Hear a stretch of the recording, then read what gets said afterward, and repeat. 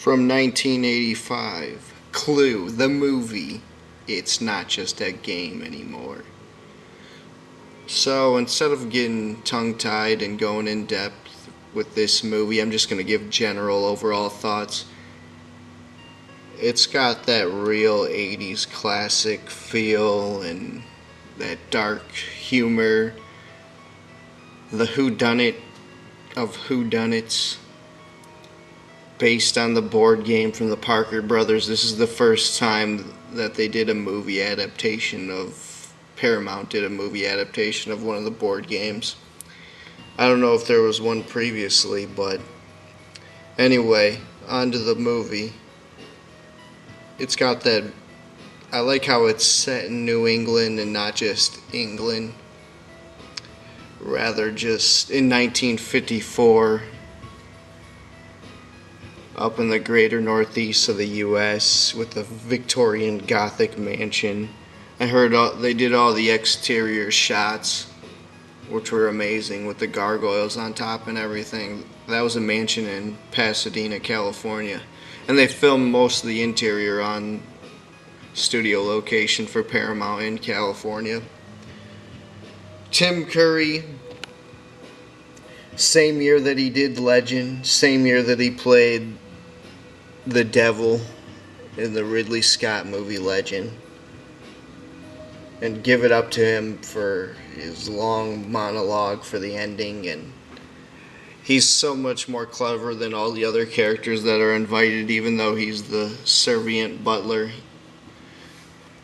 And you know his role means much more. And then let's go over a few characters that stand out.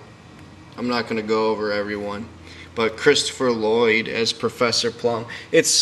It's crazy to think that this movie only made $14 million for having Tim Curry and Christopher Lloyd in it. And this came out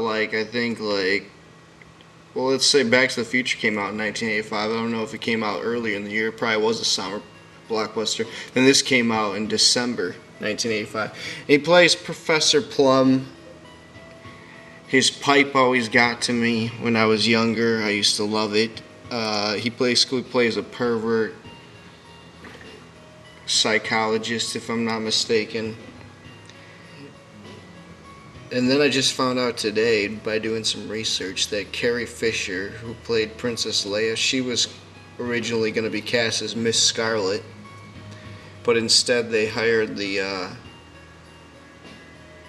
Susan Sarandon lookalike to play Miss Scarlet, who is basically a woman pimp.